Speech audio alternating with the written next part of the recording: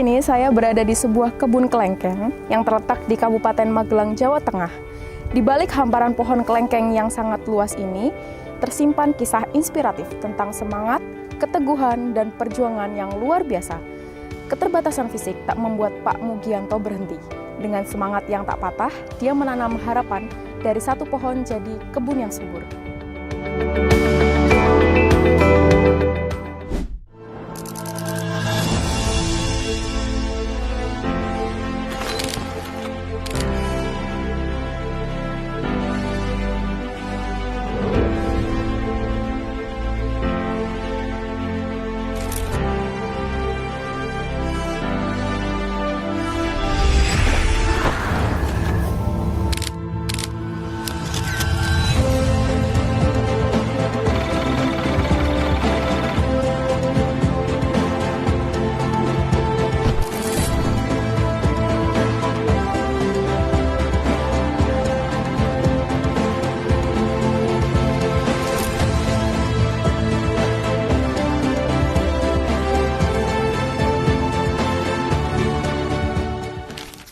Nama saya Letnan 2 CKM Mugianto, dinas di Kesda 4 Diponegoro. Saya masuk Tamtama pada tahun 1998. Untuk bintarannya penghargaan dari Bapak Kasat tahun 2019. Untuk perwira tahun 2025. Untuk penempatan pertama pada tahun 1998 saya dirindam 4 di Diponegoro, selanjutnya penugasan Pamrah Rawan Ambon Maluku di Batalion Penugasan 408 Subrasta. Hampir dipastikan yang namanya kita tugas di Ambon itu adalah suatu kehormatan bagi kami seorang prajurit, mendapatkan tugas di sana, dan di sana bersyukur alhamdulillah kita diberi rezeki dengan kaki kita kena ranjau di medan tugas. Hampir pasti setiap orang bila mana kita berangkat tugas, setiap prajurit berangkat tugas dengan kondisi sehat, fisiknya, kakinya 2, dan di sana di saat tugas kita kena ranjau dan akhirnya kaki saya ini hilang 1, hampir pasti merasa putus asa, hampir pasti merasa ya sedih. Tapi dengan berjalannya waktu kita berusaha untuk ya ikhlas, berusaha untuk menerima dengan kondisi apapun, walaupun hati kecil kita tetap ya sangat sedih karena pasti kehilangan anggota gerak kita, anggota badan kita hilang, pasti kita merasa sedih dan terpukul. Jadi di saat kondisi kita down pasti tahun 2001, terus kita melaksanakan atau dipanggil di Pusrehab Kemhan untuk diberi bekal vokasional, diberi bekal keahlian di luar tugas pokok sebagai TNI. Karena apa? Kita penyandang disabilitas TNI yang masih bisa untuk bertugas itu diarahkan tetap bertugas. Di luar itu kita diberi keahlian untuk bisa berkarya. Ini adalah kaki palsu atau protese. Jadi kita setiap 5 tahun kita ganti. Jadi kita aktivitas sehari-hari yang menggunakan kaki palsu ini, di mana kita di situ benda asing, alat asing, berarti kita harus beradaptasi, kita menyesuaikan. Jangan sampai kaki palsunya yang menyesuaikan kita, tapi kita harus menyesuaikan dengan kaki palsu. Saya kena tahun 2001, mendapatkan kaki palsu tahun 2002. Jadi setelah kejadian korban medan tugas tahun 2001 dalam penugasan Pamrah Rawan Ambon Maluku, 2002 kita mendapatkan protese atau kaki palsu, dan setiap 5 tahun ini kita ganti atau mendapatkan penggantian dari Pusrehab Kemhan dan mendapatkan dari RSPAD. Jadi yang penting kita mempunyai keyakinan kuat, disiplin kuat, dan kita harus bisa untuk berubah. Dan yang paling penting adalah keterbatasan tidak menjadi penghalang untuk terus berkarya dan berprestasi. Padahal waktu itu kita pangkatnya kopral kepala. Jadi kopral kepala itu pangkat yang paling tinggi di Tamtama. Tapi mungkin dinilai dari Kementerian Pertanian Republik Indonesia bahwa kita bisa dan mampu untuk mengembangkan kawasan strategis buah nasional dan menjadi barometer atau tolak ukur kelengkeng Indonesia. Dan tidak tahu kita akhirnya disebut juga Jenderal Kelengkeng oleh Kementerian Pertanian Republik Indonesia. Lebih kurang tahun 2018 sampai 2020 kita sudah dinobatkan sebagai Jenderal Kelengkeng. Nah, ini ceritanya panjang kenapa kita harus fokus di kelengkeng. Jadi kebetulan kita berada di Indonesia, di mana semua tanaman bisa ditanam di Indonesia, dan kebetulan kita terfokus di tanaman hortik, tanaman buah. Di situ ada tanaman lengkeng, tanaman durian, mangga, alpukat, dan tanaman buah yang lain. Setelah kita pelajari, kita terfokus di tanaman kelengkeng karena tanaman ini bisa dibuahkan sesuai dengan keinginan kita atau kapan saja bisa kita panen.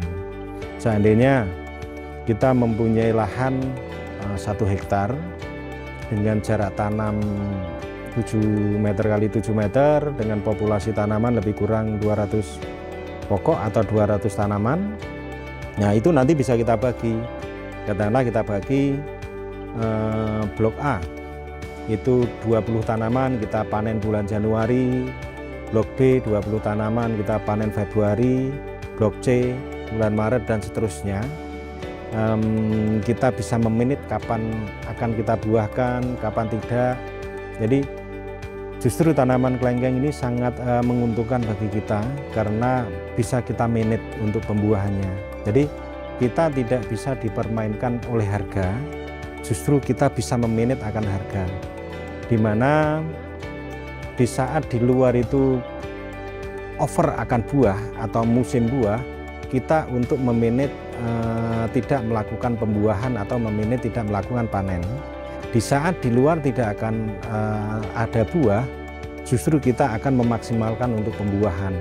Contoh yang dilakukan di sini, kita manajemen pembuahan kita lakukan karena daerah wisata di saat liburan seperti mungkin liburan hari raya, liburan sekolah, Natal, Tahun Baru, kita memaksimalkan dalam pembuahan.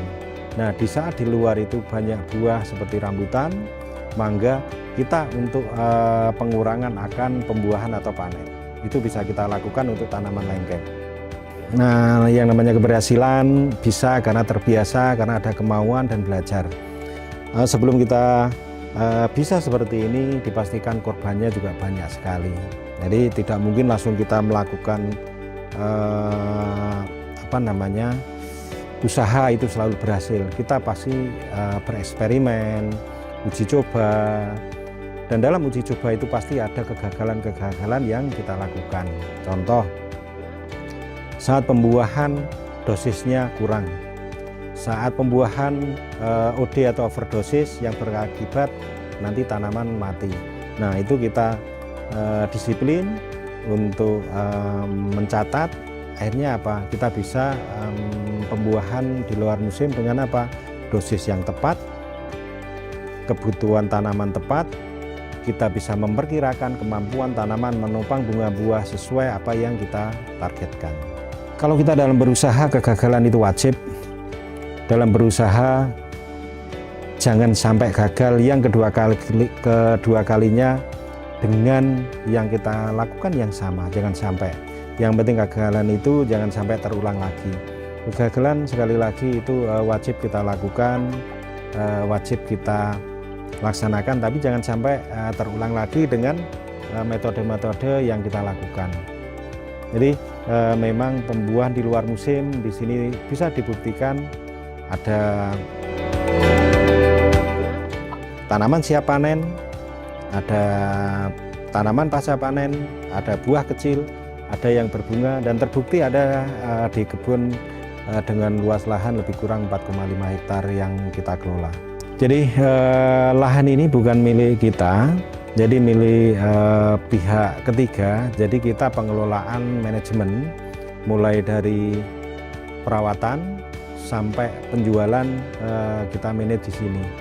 Jadi lahan-lahan yang saya kelola lebih kurang di sini 4,5 hektar. Yang di sebelah sana juga ada, khusus di Magelang ini lebih kurang 11 sampai 12 hektar. Terus ada lagi kita kerjasama dengan BUMN, Perum Perhutani. Kita sistemnya adalah bagi hasil, lebih kurang untuk penanaman buah 29 hektar, dan di tempat lain juga masih ada. Jadi kita tidak mempunyai lahan, mempunyai keterbatasan, tapi masih bisa dan mampu untuk menghasilkan. Paling tidak bisa bermanfaat untuk diri sendiri, keluarga, masyarakat, negara, agama, dan bangsa. Di awal itu kita untuk memasarkan tanaman buah ini sebenarnya cukup mudah. Kenapa kita memilih kelengkeng? Karena mudah untuk pemasarannya. Jadi mulai dari anak kecil, remaja, dewasa, yang sudah tua, hampir semua mau buah kelengkeng. Jadi untuk pemasaran sangat mudah dan ya tidak ada kesulitan. Bahkan untuk skala nasional, pada tahun 2018 itu kita kekurangan lebih kurang itu di atas mungkin 20.000 ton atau berapa kurang lebih itu. Jadi kita masih mendatangkan buah lengkeng itu dari luar negeri. Jadi pasar masih terbuka. Bahkan sekarang pun kita masih menolak untuk permintaan pasar. Contoh seperti supermarket, terus MBG yang memang sangat membutuhkan buah. Di sini saja lebih kurang antara 15 ton atau berapa juga masih kekurangan. Jadi masyarakat bisa datang ke sini, petik buah, ngobrol, mencicipi, timbang, bayar, langsung bawa pulang.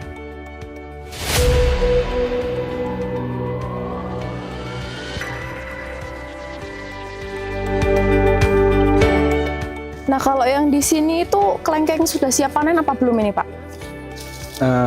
Jadi kelengkeng ini sebenarnya kita sampaikan tadi sudah siap panen dan setiap saat ada panen. Siap. Nah, terbukti ini siap panen, yang itu masih kecil, yang satu itu bunga. Siap. Kalau yang dikasih jaring-jaring seperti ini tuh biar apa itu, Pak? Jadi kalau dikasih jaring ini biar tidak dimakan kelelawar. Terus ada kutu juga, ada tupai, dan masih banyak lagi untuk hama-hama yang mengganggu tanaman buah kita. Nah, untuk satu pohon sendiri nih, Pak, ini kan Bapak dari awal itu kan pasti nanam dari bibit. Nah, untuk jadi sebesar ini tuh membutuhkan berapa waktu yang lama? Kalau ini umurnya lebih kurang 5-6 tahun, tapi kalau tanaman lengkeng ini bisa dibuahkan kapan saja sesuai dengan keinginan kita. Jadi kita tanam sekarang, bulan depan dibuahkan bisa. Tanam sekarang, 6 bulan kita buahkan bisa, tergantung dari tujuan.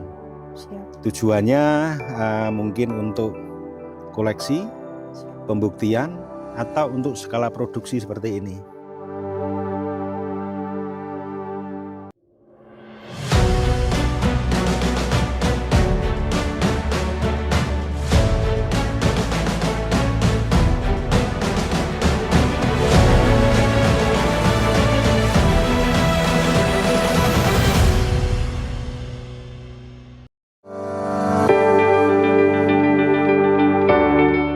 Jenis kelengkeng itu banyak macamnya, ada lebih dari 10 atau 12, dan kebetulan kelengkeng ini termasuk kelengkeng yang paling unggul di Indonesia, yang sudah terdaftar di Kementerian Pertanian Republik Indonesia, lepasan tahun 2016 bulan Mei.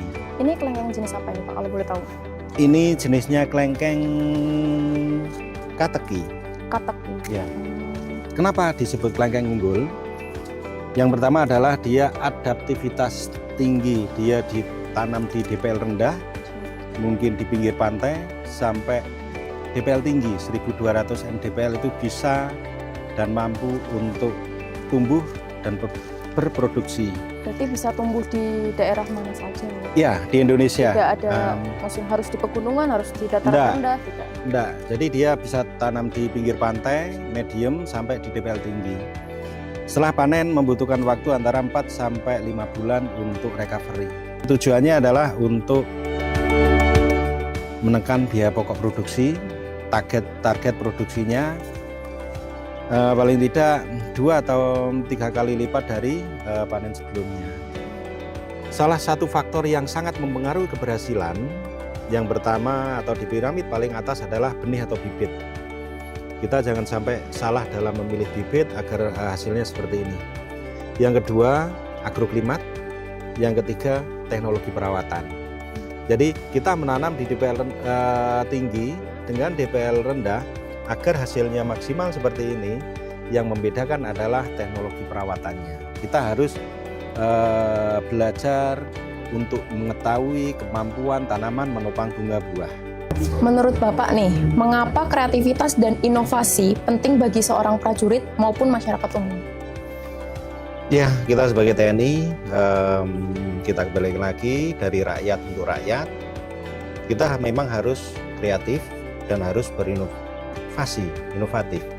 Jadi terbukti di sini dalam sektor pertanian kita harus mendukung program pemerintah akan ketahanan pangan, juga di situ tanaman hortinya juga.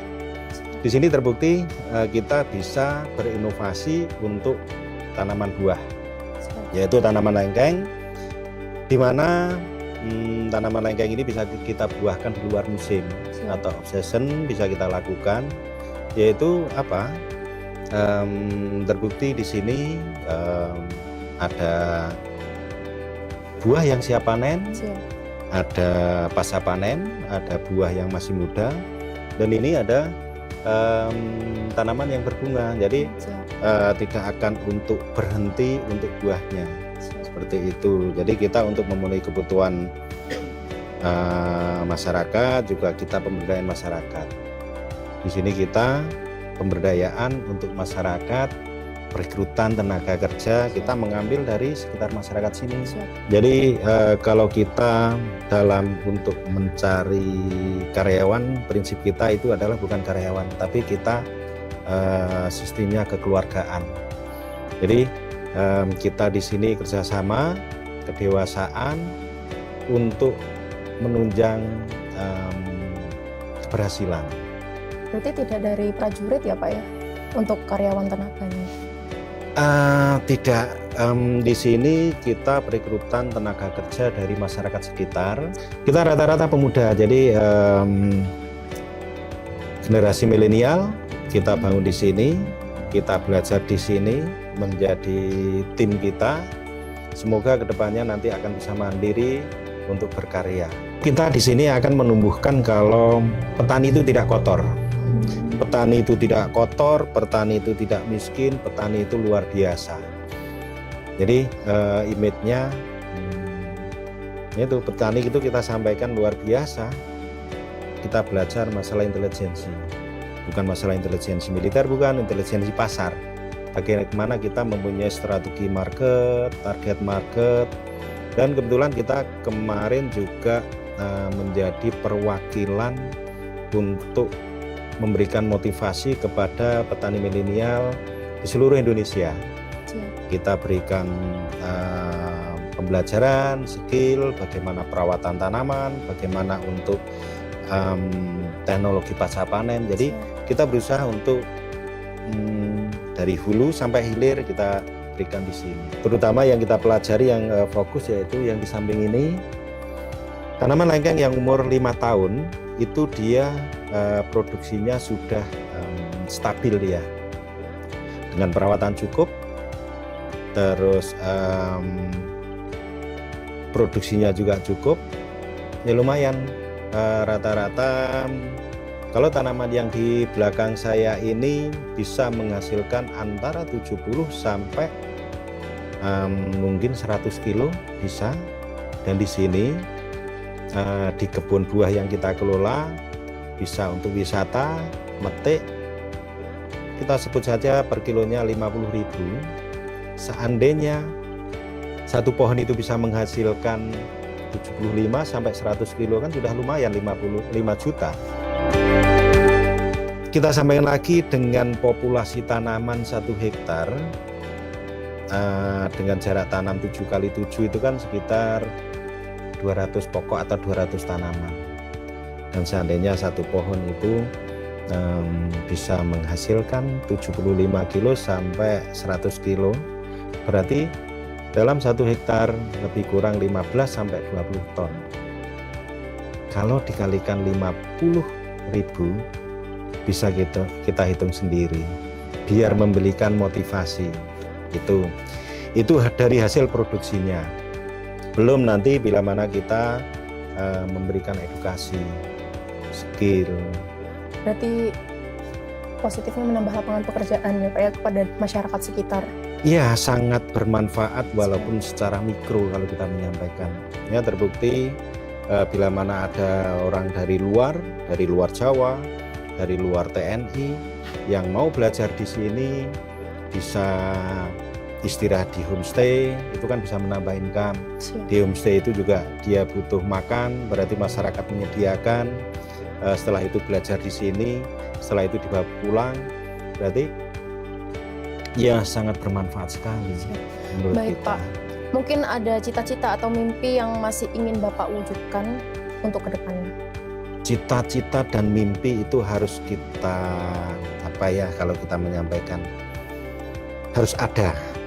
Jadi mimpi saya itu semoga bisa terkabulkan karena dengan negara Indonesia yang sangat subur, dengan kondisi topografi yang sangat luar biasa, kenapa kita untuk buah-buahan saja harus mendatangkan dari luar?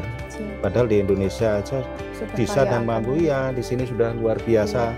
Terbukti dengan hanya luas lahan mungkin 1 hektar bisa mendapatkan antara 15 sampai 20 ton buah dengan nilainya juga sangat luar biasa. Betul banget. Baik, mungkin jika Bapak dapat kembali ke tahun 2001 di mana sebelum musibah itu terjadi, apa yang ingin Bapak sampaikan kepada diri Bapak sendiri? Ya, kalau kita kembali flashback ke tahun 2001 sebelum saya kecelakaan kena ranjau di medan tugas dengan kondisi penyandang disabilitas TNI Angkatan Darat, di mana kaki saya itu kan 1 sekarang ya. Jadi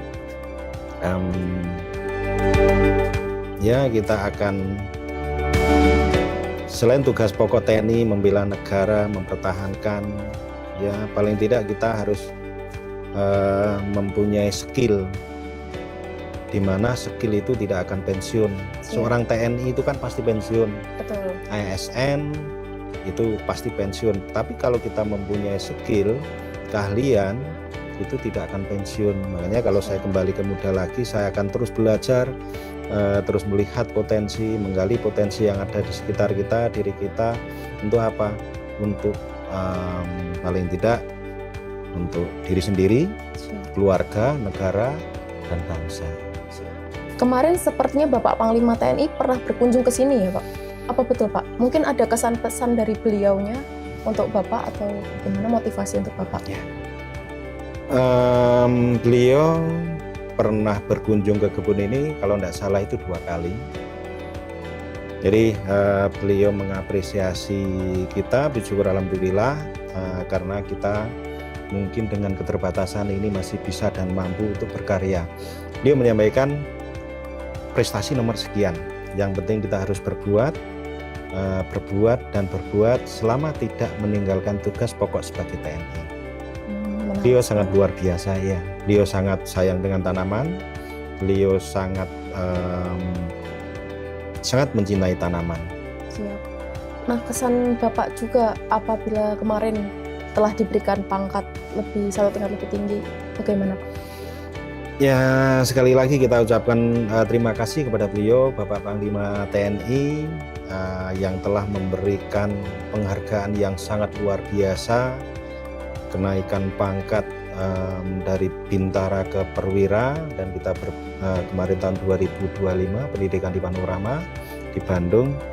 Ya, sekali lagi kita ucapkan beribu-ribu terima kasih karena dari beliau.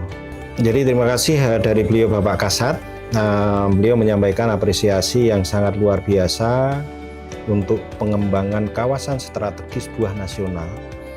Dan kita juga dipanggil ke Jawa Barat di Kodam 3 untuk pengembangan kawasan di sana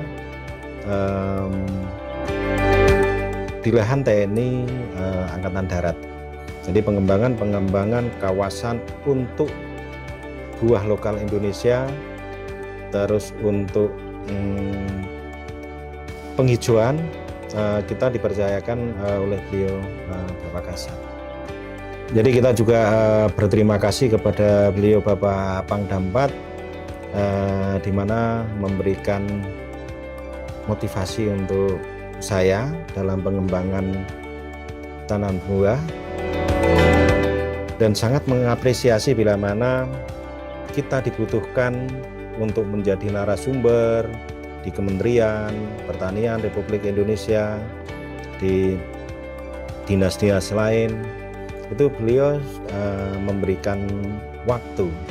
Jadi contoh ini kita dipanggil oleh Dankodiklat, kita diberikan untuk mengisi YONTP seluruh Indonesia dari 3 matra, yaitu Angkatan Darat, Angkatan Laut, dan Angkatan Udara. Di situ ada Danki, ada Danton, dan anggota. Jadi dipanggil untuk mengetahui agroklimat lokasi tersebut, terus paling layak atau paling cocok ditanami apa, jadi memberikan bekal seperti itu. Untuk lama pelatihan lebih kurang antara 2 minggu. Jadi tiap gelombang 2 minggu, nanti ganti lagi 2 minggu untuk pembekalan dasar. Setelah itu kita praktek lapangan atau kunjungan lapang ke batalion-batalion tersebut. Bahkan kita sampai juga di Palembang, terus di Sulawesi, terus Kodam 3, dan ini kemungkinan juga kita di Kodam 4. Mungkin ada satu kalimat motivasi yang ingin Bapak sampaikan kepada seluruh pendengar di luar sana. Ya, kalau kita menyampaikan dengan kondisi saya, dengan kondisi masyarakat di Indonesia, terutama petani juga, TNI juga, keterbatasan tidak menjadi penghalang untuk terus berkarya dan berprestasi.